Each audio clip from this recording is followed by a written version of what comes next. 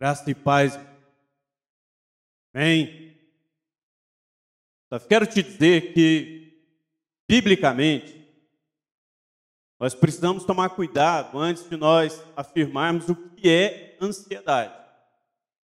Se a gente perguntar aqui para o pastor Maico o que é ansiedade, ele vai nos dizer que, do ponto de vista da psicologia, a ansiedade é o estrangulamento, é o enforcamento das nossas emoções. Ansiedade é aquilo que pega o que nós temos de emoção, que alguns gostam de falar que é uma atribuição da alma, né? E estrangula. Esta ansiedade vem da palavra grega, anistia, que tem uma raiz que significa sufocar. Mas quando a Bíblia nos fala de ansiedade, pelo menos no Novo Testamento, a Bíblia usa uma outra raiz de palavra. A Bíblia nos fala de uma palavra cuja raiz, a palavra ansiedade, é a palavra meremnante, e a raiz dessa palavra é cuidado, medo, zelo, temor, insegurança. Esta ansiedade está lá em Mateus, capítulo 6, versículo 25, que está na 1 de Pedro, capítulo 5, versículo 7, que está em Filipenses, capítulo 4, versículo 6. Esta ansiedade é pecado. E ela é pecado por quê? Porque a raiz desta ansiedade está na incredulidade. A raiz desta ansiedade está no medo. Isso quer dizer, irmãos, nós sempre nos preocupamos com isso, né? A gente vai pensar em alguma coisa, algum tema, ligado à nossa psique, né? a nossa mente, a gente fica pensando, mas será que isso é pecado? Quem é crente está sempre preocupado com ter santidade. Então a gente está sempre preocupado, será que isso é pecado? Será que não é pecado? Eu quero te dizer que a primeira ansiedade que eu te disse, ela não precisa ser necessariamente pecado. Mas a segunda, porque a segunda tem uma origem na incredulidade. Todas as vezes que nós agimos como incrédulos, que nós temos medo do futuro porque não cremos, nós pecamos. Está lá em Apocalipse. E eu quero então pensar com os irmãos nessa noite a respeito desse aspecto da ansiedade. Quero te dizer que a palavra de Deus nos dá caminho, dá orientações para que nós temos livre da ansiedade que é pecado, da ansiedade que é um fruto das nossas angústias naturais, das nossas tribulações. Amém? Eu creio que Deus irá falar. Olha para quem está do seu lado aí, diga para ele, se você já foi ansioso, se prepare, Deus irá libertar a sua vida nesta noite. Amém? Glória a Deus. Abra sua Bíblia comigo então, lá na primeira carta de Pedro, capítulo 5. Nós vamos ler 2 versículos, versículo 6 e versículo 7.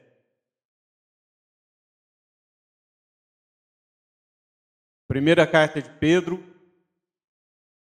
versículo 5, capítulo 5, 6 versículos.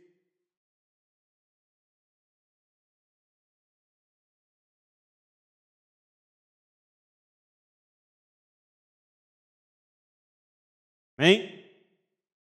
Está projetado ali, né? Eu vou falar na minha versão. Essa é a linguagem de hoje, na revista.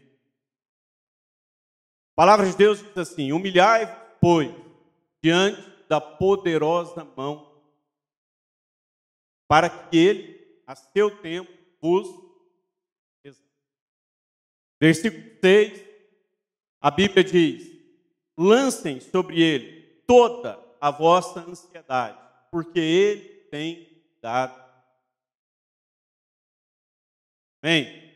Lance sobre ele toda a vossa ansiedade. Lance sobre ele todo o seu medo. Lance sobre ele toda a sua incerteza. Lance sobre ele toda a sua dúvida de será que amanhã eu vou ter emprego? Será que daqui a 10 minutos eu estarei bem? Será que no ano que vem, novo governo, o país vai estar melhor? Será que os meus vão crescer e vão ser homens, mulheres de Deus? Será que? Quero te dizer que eu não sei, eu não tenho essa resposta, mas eu tenho uma resposta que pode te ajudar. Eu não sei se daqui a 10 minutos nós estaremos vivos, não sei se o ano que vem nós estaremos melhores, não sei se o novo governo será melhor, não sei se a economia vai melhorar, mas uma coisa eu sei, não importa se daqui a 10 minutos, meia hora, 30 dias, 1 ano, 10 anos, umas coisas eu sei, Deus está lá. E se Deus está lá, podemos lançar sobre Ele a nossa ansiedade, porque Ele irá cuidar de cada um. Não interessa, nós não precisamos nos preocupar, não interessa o que nós iremos enfrentar. O que importa é nós termos a certeza que Deus estará conosco. Nós não estaremos sozinhos. Talvez nós não tenhamos todas as respostas. Talvez nós morramos ter as respostas. Mas o importante é que nós temos a certeza. Deus esteve conosco.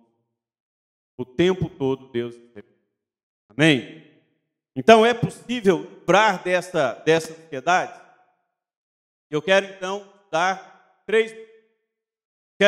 3 caminhos, 3 atitudes, 3 decisões que você precisa tomar no seu dia a dia. Como o Gerson disse aqui, né? Quando você ora de manhã, você crê no provimento de Deus, né? Ou na provisão de Deus ao longo do dia. Eu quero te dizer que você precisa tomar essas decisões todas as manhãs. E a primeira decisão que você precisa tomar todas as manhãs é alegrar-se no Senhor. Alegrar-se no Senhor. Filipenses capítulo 4, a partir do versículo 4, a palavra de Deus diz assim: alegrai-vos no Senhor. Outra vez digo, alegrai-vos. Seja a vossa amabilidade conhecida diante de todos os homens. Lancem, coloquem, mostrem, peçam a Ele todas as suas necessidades, tudo aquilo que você precisa, através de orações, através de súplicas.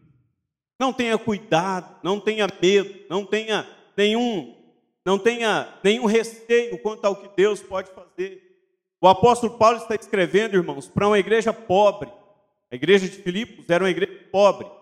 Ele está escrevendo para uma igreja pobre que ajudou na sua pobreza a Macedônia, ajudou na sua pobreza a Jerusalém. E Paulo está dizendo: sejam alegres.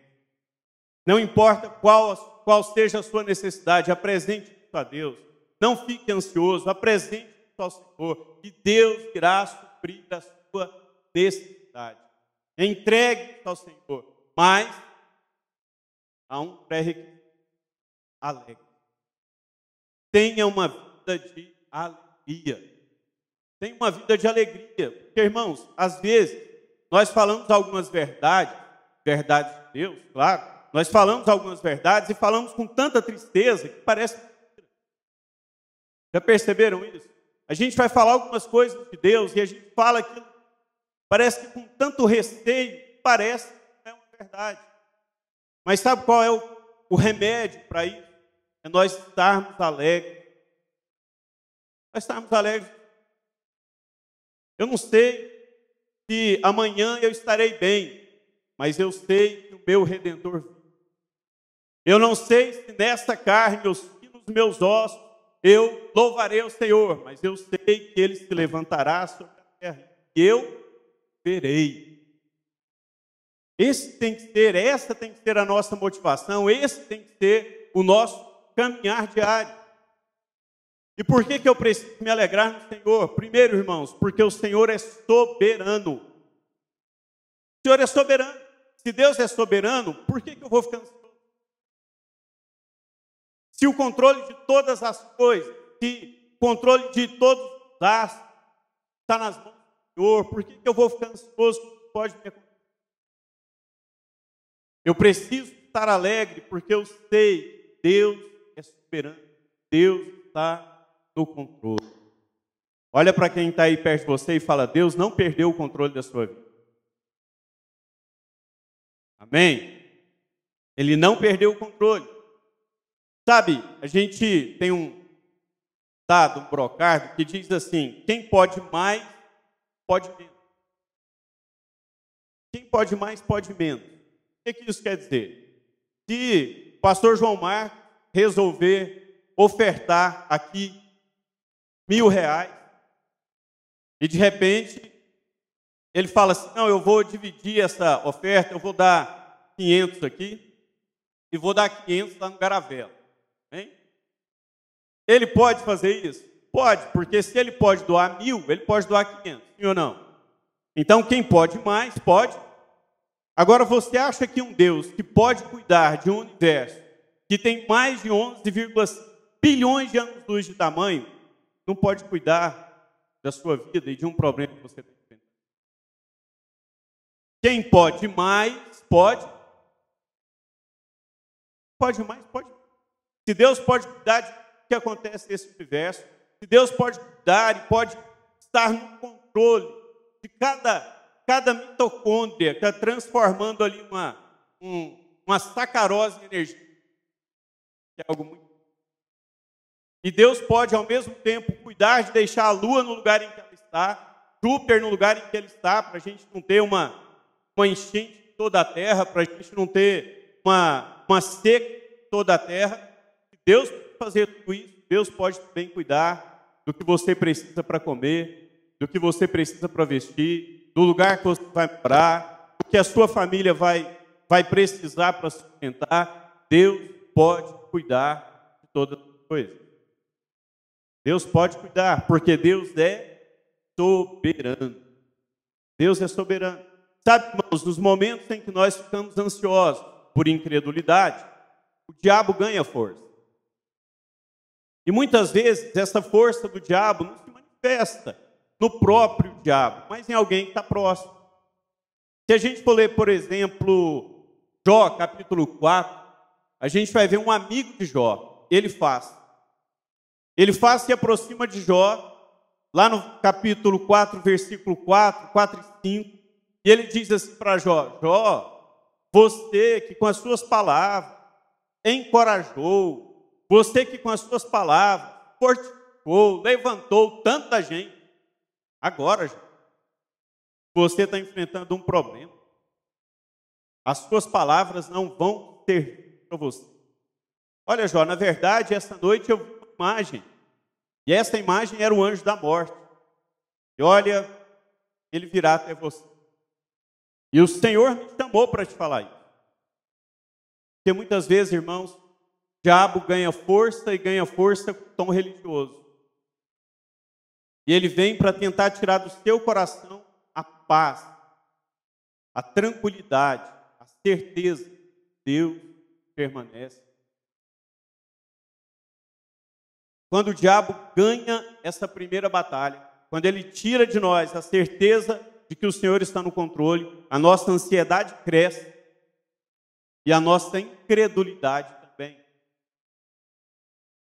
Então nós devemos nos alegrar no Senhor. Por quê? Porque o Senhor é soberano. Nós devemos nos alegrar no Senhor, porque o Senhor é misericordioso. O Senhor é misericordioso. Eu gosto dos salmos de romagem. São os salmos lá dos 120, né, para frente. Lá no Salmo 126, o povo ainda está indo, começando a sair, né? O primeiro grupo saiu do exílio, mas o povo ainda está no exílio. E no Salmo 126, aquele povo, lembrando do que acontecia, quando eles estavam em Jerusalém, eles dizem assim: quando o Senhor restaurou a sorte de Sião, ficamos como os que sonham, a nossa boca se encheu de riso e os nossos lábios de júbilo. O povo está feliz. Por que o povo está feliz? Porque o povo sabe, nós fomos para o exílio porque pecamos, mas Deus é misericordioso. Eu posso me alegrar no Senhor, porque Ele é misericordioso.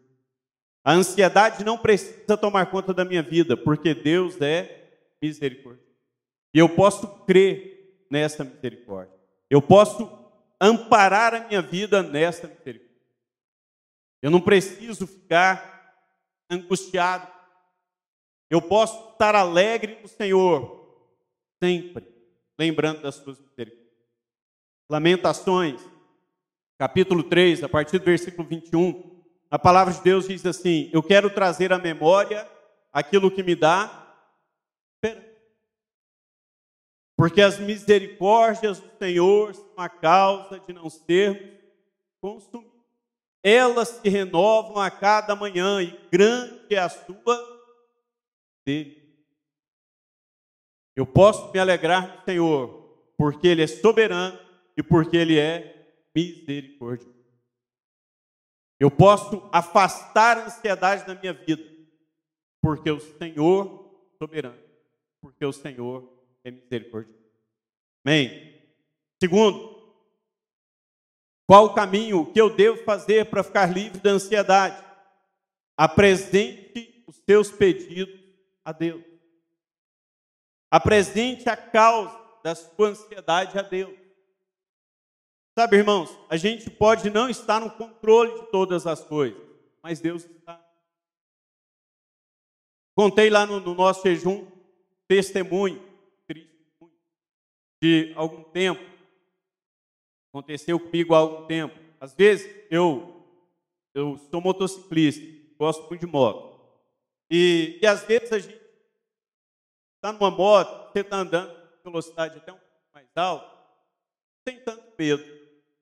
Mas a primeira vez que eu entrei em um avião, que eu fui voar, quando o avião saiu do chão, eu fiquei assustado.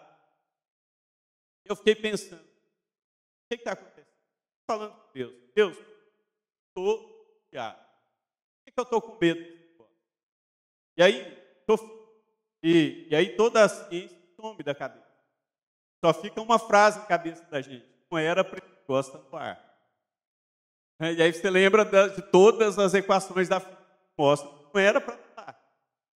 E eu fiquei falando com Deus, o que está acontecendo? E de repente o Espírito Santo joga ao meu coração. Você está assim porque você não está no controle. E eu entendi, irmãos, que a maior parte, ou o maior tempo da nossa vida, durante o maior tempo da nossa vida, nós não estamos no controle.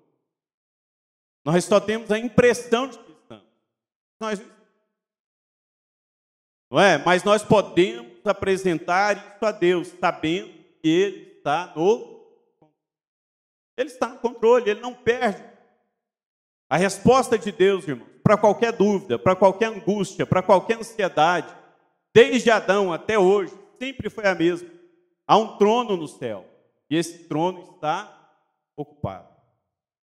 Ele nunca deixou o trono, ele nunca perdeu o lugar, ele nunca perdeu o poder, ele sempre teve o mesmo lugar. Lá em Isaías, capítulo 6, versículo 1, a Bíblia diz assim, naquela época, irmãos, o profeta, a segurança do profeta era o rei, porque quando um exército invadia um outro país, eles normalmente capturavam o rei, matavam o sacerdote e o profeta. Então a segurança do profeta era o rei. Mas lá no versículo 1 do capítulo 6 de Isaías, estava já profetizando há algum tempo, a Bíblia diz assim, no ano em que morreu o rei Uzias. Quando a gente lê em português, a gente tem muita noção do que está dizendo, porque parece que foi uma coisa como, por exemplo, quando a gente lê lá em Jó, acabam de dar notícia para Jó que os filhos dele haviam morrido, e a Bíblia diz assim, e Jó, prostrando-se, adorou. A impressão que a gente tem é que chegou a notícia para Jó que os 10 filhos morreram, e ele ajoelhou e adorou a Deus. Mas não é isso. Lá no hebraico, no tempo verbal, o que a Bíblia está dizendo é que Jó prostrou-se. Por quê? Porque ele recebeu uma notícia ruim. E em seguida, Jó adorou. Quanto tempo que nós temos aí? Nós não sabemos, a Bíblia não diz. Aqui em Isaías 6:1 a mesma coisa. A Bíblia diz, no ano em que morreu o rei Uzias. Ou seja, morreu a segurança do profeta. Isaías não tem mais segurança. No ano em que morreu o rei Uzias. Aí, continua o texto e diz assim, eu vi o Senhor sentado no seu alto sublime trono, e o seu séquito, ou a aba do seu manto, enchia todo o templo. Isaías está contando para nós, irmão, quando toda a minha segurança terrena acabou, eu olhei para o céu. E quando eu olhei para o céu, eu vi o Senhor. E onde que o Senhor estava? No trono, sentado no trono. E a aba do seu manto enchia todo o templo. Isaías está dizendo para mim e para você, ainda que a nossa segurança terrena tenha acabado, a nossa segurança está naquele que está no trono. Ele não saiu do trono, ele permanece no mesmo lugar. E a aba do seu manto enche a terra. A aba do seu manto te protege, a aba do seu manto me protege. A aba do manto de Deus guarda cada um de nós. E não só cuida, mas para aqueles que creem, protege aqueles que estão debaixo dessa aba. Amém? Você pode crer nisso. Apresente os seus pedidos ao Senhor. Às vezes, irmãos, nós estamos ansiosos porque tivemos um medo, um pouquinho de medo. E aí, estamos pecando. Mas lá em Timóteo, 2 de Paulo a Timóteo, capítulo 4, versículo 18, a palavra do Senhor diz assim: porque eu estou certo de que Ele guardará do mal, e Ele te conduzirá até o reino celestial. Nós precisamos ter certeza, convicção de que o pecado é algo sério, mas a graça é muito maior. A graça é muito maior. A incredulidade pode gerar uma ansiedade que é pecado, mas a graça é muito maior do que isso. Se nós confessarmos esse pecado e entregarmos para o Senhor, nós poderemos dizer como Paulo: eu estou certo, Ele me guardará do mal e me levará até o seu reino. Me levará até o seu reino. É interessante, irmãos, porque quando nós estamos ansiosos, normalmente nós perdemos a paz. Normalmente. Né? Mas, quando nós apresentamos os nossos pedidos a Deus, essa paz, ela volta para o nosso coração. E por que ela volta para o nosso coração?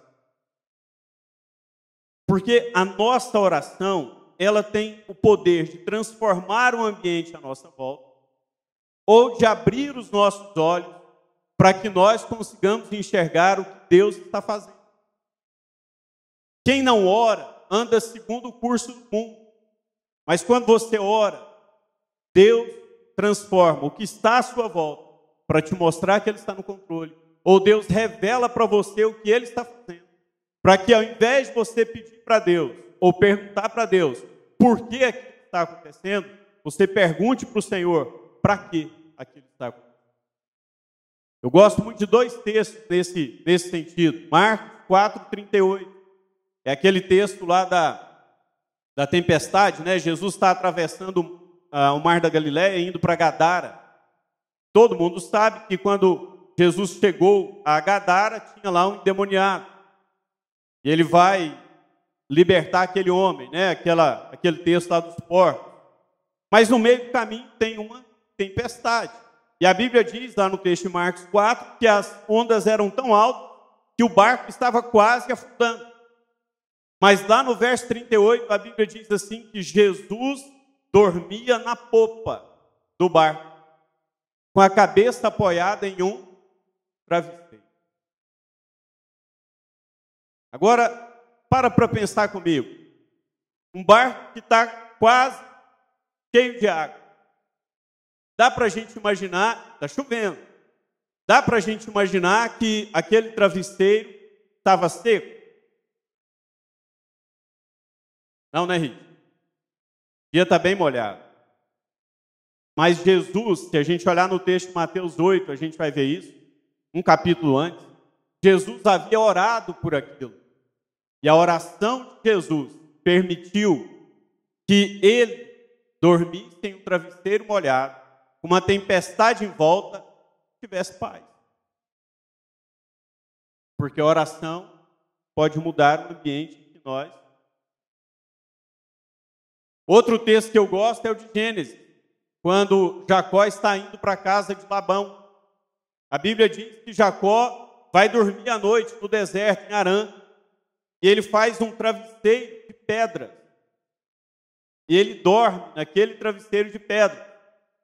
E dormindo naquele travesseiro de pedras, ele tem uma visão. O céu se abre, ele vê uma escada naquele lugar, e os anjos subindo e descendo por aquela escada. Jacó acorda e fala: esse lugar é a casa de Deus. Por quê, irmãos? Porque ou a nossa oração transforma o ambiente em que nós estamos, ou Deus abre os nossos olhos para que a gente enxergue o que Ele está fazendo. Então olha para quem está do seu lado aí e diga para ele: ore. Apresente os seus pedidos ao Senhor. Amém? Terceiro, guarde o seu coração. Guarde o seu coração. Pegue todas as suas preocupações, os seus medos, entregue isso para o Senhor. Lá em Provérbios, capítulo 4, versículo 23, a Bíblia diz assim: de tudo que você deve guardar, guarde o seu coração, porque dele procede as saídas da vida. É uma tradução que diz as fontes da vida. Guarde o seu coração. Por quê, irmão? Porque um coração preocupado nunca terá lugar para gratidão. Você nunca conseguirá ser grato a Deus com um coração carregado de preocupação. O seu coração, há um sermão famoso, Thomas Kempis, que ele diz que o amor de Deus tem um poder expulsivo. Porque o amor de Deus arranca do nosso coração aquilo que não vem dele. Então, quando nós enchemos o nosso coração de preocupações, nós tiramos do nosso coração a gratidão por aquilo. Nós esquecemos de ser gratos. Nós esquecemos de falar para Deus: Senhor, obrigado. Eu sei que eu não era capaz, mas o Senhor fez. Senhor, obrigado, porque eu sei que não fui eu, foi o Senhor. Foi a mão, foi o agir. Mas quando o meu coração está carregado de preocupação, eu não consigo agradecer. E a gente precisa lembrar, irmão, que morte, doença, luto, todas essas coisas não podem tirar Jesus de nós. Se elas não têm o poder de tirar Jesus de nós, elas não podem também levar a nossa alegria. Elas não podem levar a nossa fé. Elas não podem levar o nosso coração. Eu quero concluir fazendo aqui duas aplicações desse. A primeira é: tenha paz em Deus. A maneira com que você está vendo um problema é muito mais importante do que o problema. Uma das coisas que a gente aprende quando a gente vai andar de moto, se você for fazer um curso aí desse pessoal aí de Big 3, vai aprender isso. Eles colocam lá vários obstáculos na sua frente, você vai ter que atravessar aquilo de moto. E a primeira instrução que o professor, que o instrutor te dá é: não olhe para os obstáculos. Olhe para a saída. Porque se você focar nos obstáculos, você vai cair. Você vai bater no obstáculo, você vai cair. Mas se você estiver olhando para a saída, você vai passar por aqueles obstáculos e vai sair. Então a primeira coisa que nós precisamos entender: o problema é grande? Tudo bem, existem problemas grandes. Mas a maneira com que eu estou olhando para esse problema é mais importante do que o problema em si. A maneira com que eu estou levando esse problema até Deus é mais importante. Olhar para Deus é olhar para a saída. Olhar para o problema é olhar para o... Então eu preciso aprender a ter paz. Porque a minha mente, ela não pode estar cheia de Deus, cheia de medo. Tá? Dois não vão ocupar esse espaço ao mesmo tempo. Eu digo lá na congregação, quando eu tenho reunião de líderes, eu falo para eles, falo: olha, aprendam uma coisa, qualquer outra pessoa pode fazer o que você deve fazer. Qualquer outro. Qualquer outro. Se a tecladista não aparecer, qualquer outro tecladista pode assumir o lugar dela. Se o guitarrista não aparecer, é a mesma coisa. Eu digo para eles: engane. Qualquer outra pessoa pode fazer o que você deve fazer, mas aprendam algo. Nenhuma dessas outras será.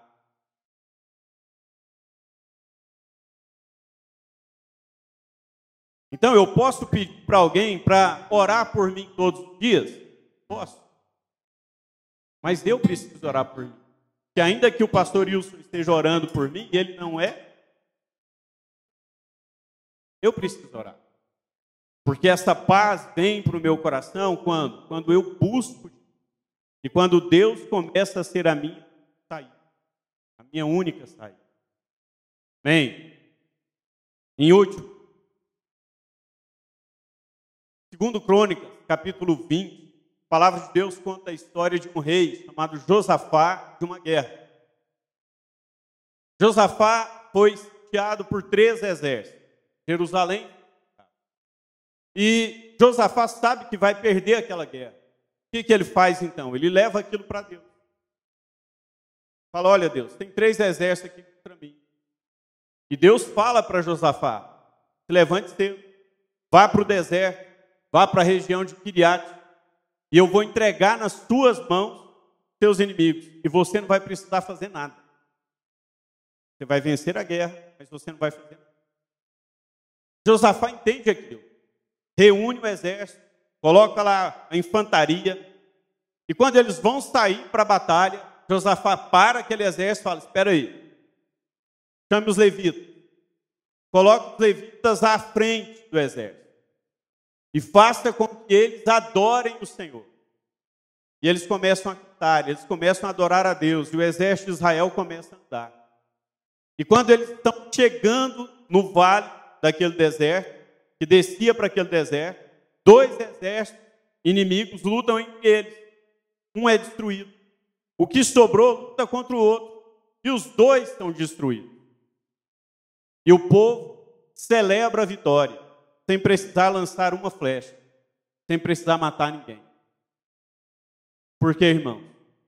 Porque quando nós entendemos que Deus está no controle da nossa vida, quando nós nos alegramos nele, quando nós oramos, quando nós apresentamos ao Senhor as nossas preocupações, nós aprendemos que, independente da situação, nós estamos aqui para louvar o Senhor.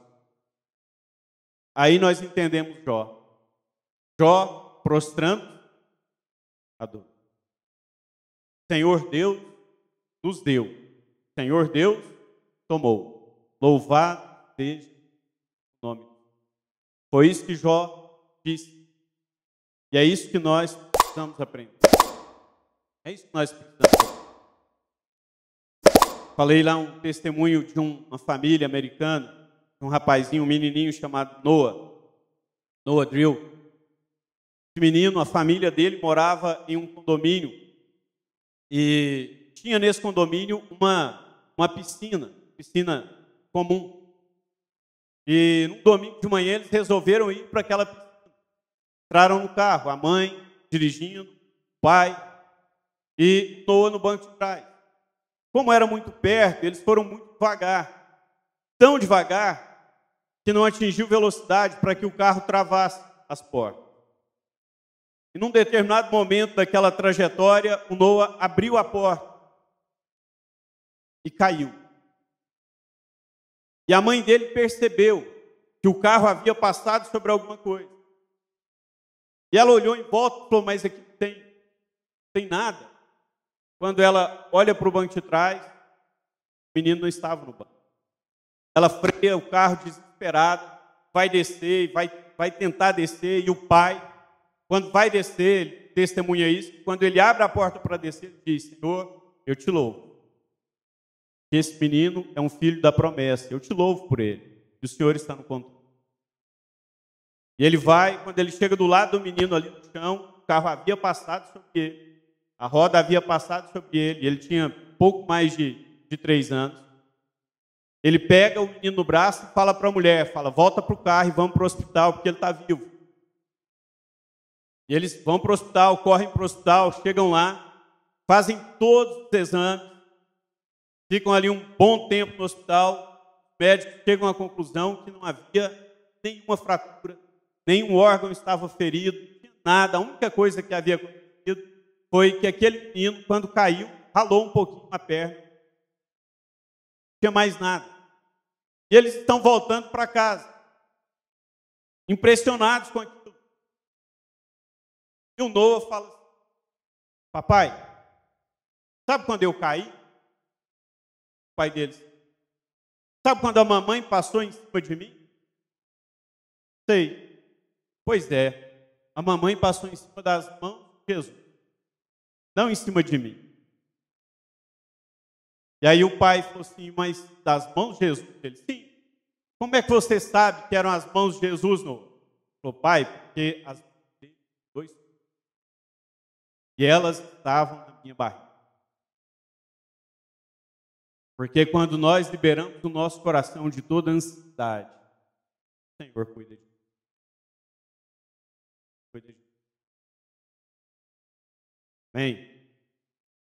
Glória a Deus. Fica de pé. Eu quero orar com você. Quero por isso.